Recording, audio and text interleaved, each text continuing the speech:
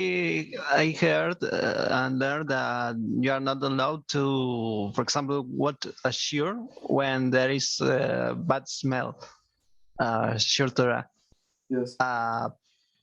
But you must stop immediately. But I don't understand if it is stop or pause and solve the issue about the bad smell and then resume. Yes. What must I do? Yeah, exactly as you said.